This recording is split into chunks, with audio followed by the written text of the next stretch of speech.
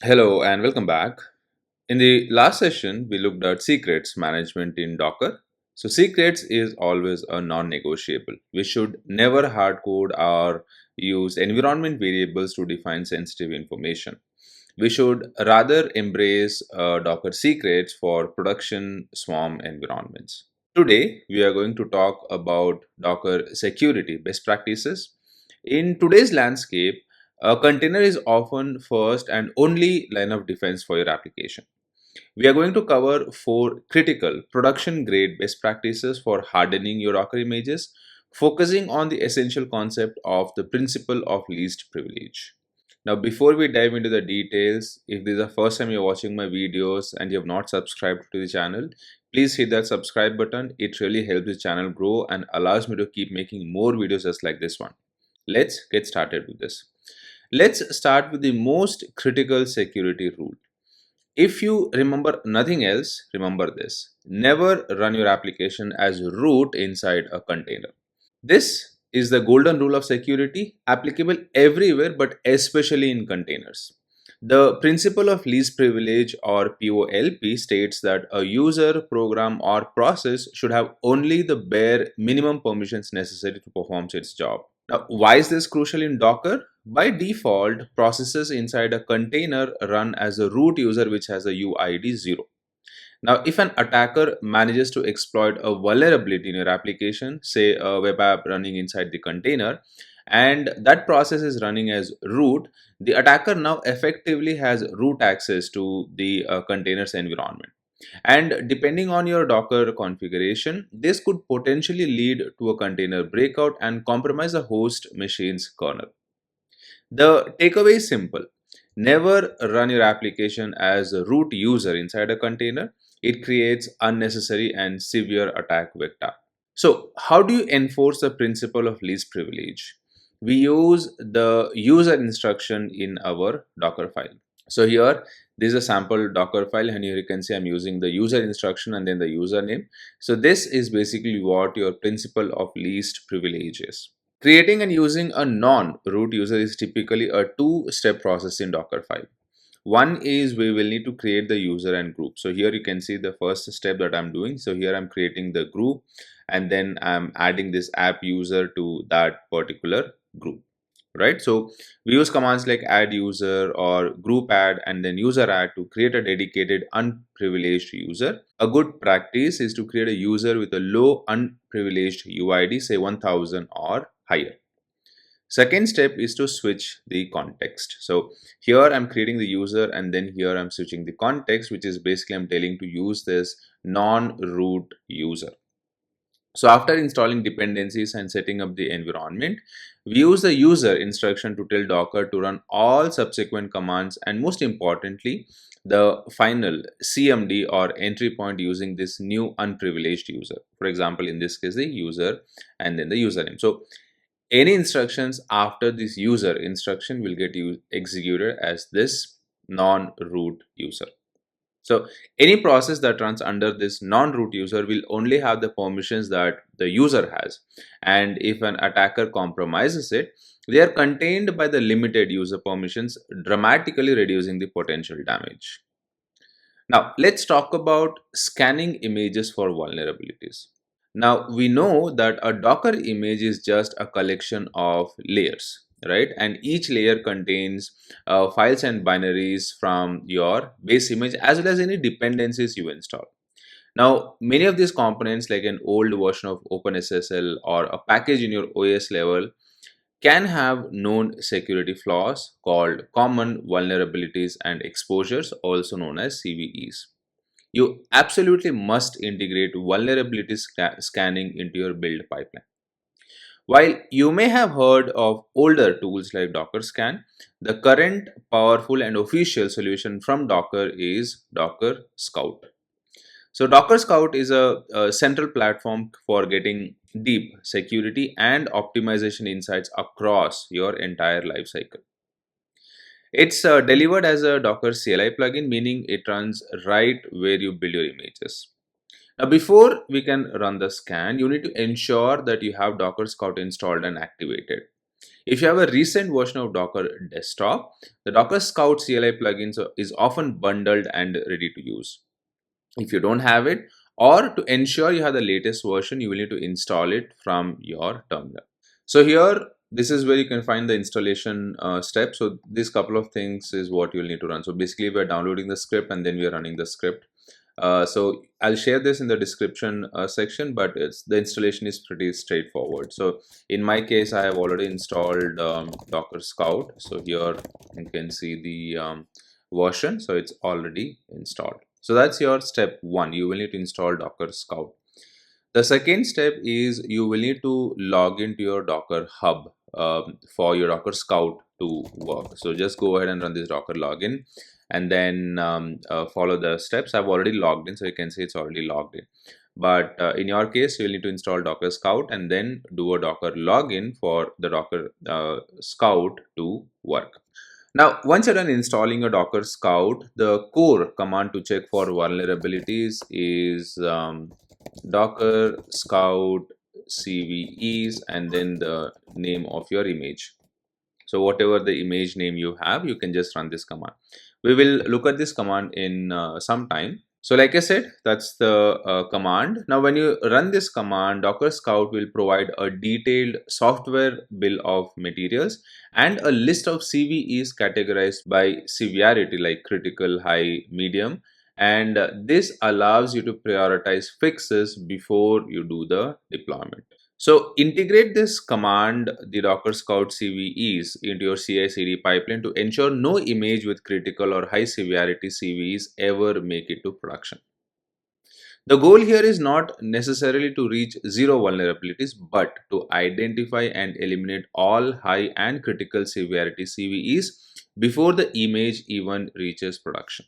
Now, our final security best practice before we start with the hands-on is keeping your images lean. Every unnecessary file, every compilation tool, every test dependency you leave in your final production image is part of your attack surface.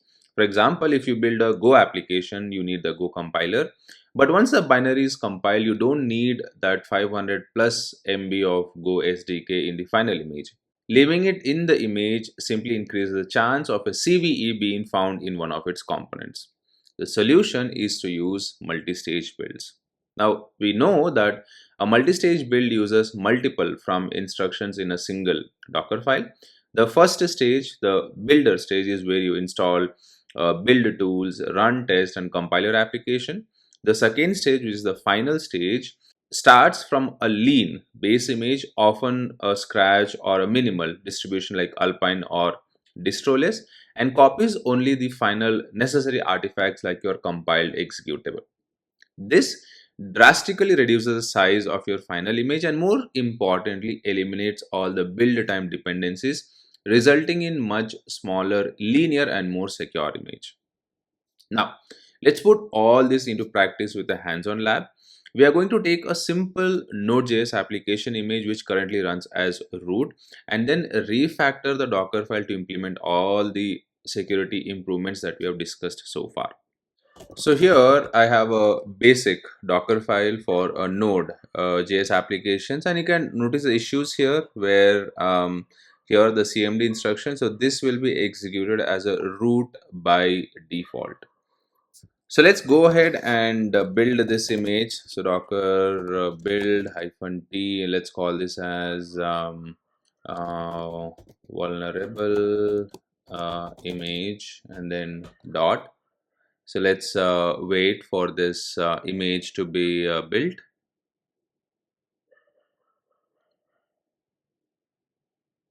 Alright, so my image is built over here. So let's go ahead and create a container. So docker run -dit and let's use this to run our container. And here I should be able to see my container. Now let's see the user as to which user is running the process inside this container. So docker exec -it and then we will pass our command. So ps aux and then grep node, and you can see here this has been executed as a root user. right? So that's basically a security risk. We don't want our containers to be running as a root user. Now, before we fix this, let's see what vulnerabilities we are starting with. We will be, since here we are using the node 18 base image, which is quite large. So for this, we will run the docker scout command. So let me clear this, and this is the image we have built.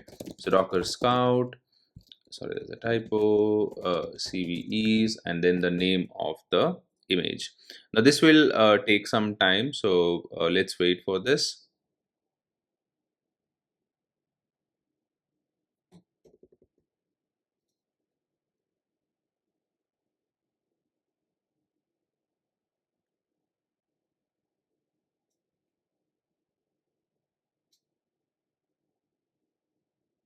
All right, so it took some time to complete this scan, but as you can see, we have numerous high vulnerabilities. We have medium severe vulnerabilities that we inherit just by using the large base image. So we have two critical, 23 high, 22 medium, and then 122 low, and then 4 unspecified. And here you should be able to see the details of all those packages which are having vulnerabilities, right? So how do we fix this? So let's go ahead and refactor our Docker file into a secure multi-stage build that uses a non-root user. So here, this is the Docker file that we are using. So as you can see here, I have multi-stage build. So this is my stage one. So here, if you see, I'm using a lighter base image, which is my Alpine. So I'm using this as a builder. I'm setting my working directory. I'm copying everything, and then I'm running the dependencies, installing the dependencies. And here is my second stage. Again, I'm using a very minimal base image. I am creating my non-root user. I am copying the artifacts from my stage 1 to my stage 2. I am setting the user permissions. I am switching my user context, and then I am running the application, right? So this is basically your principle of least privilege, where we are using the user instruction to specify the user. We are using the multi-stage build to reduce the size of the image, and then we are using very minimal base images to reduce the attack surface on our containers. So let's build this new secure image. So let me save this, and we will say docker build -t, and let's call this as secure image, and let's wait for this image to finish.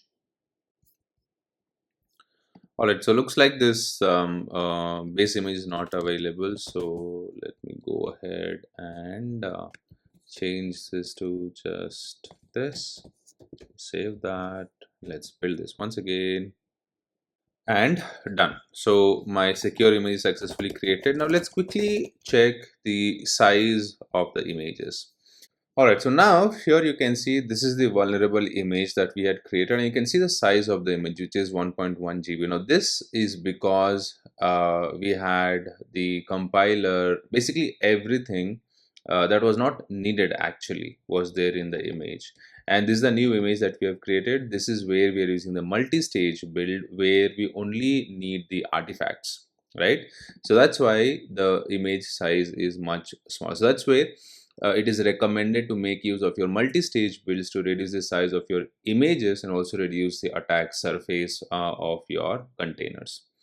Now let's run this as a container, and let's see the process that the container is running. So let's do an exec. So docker exec ps aux.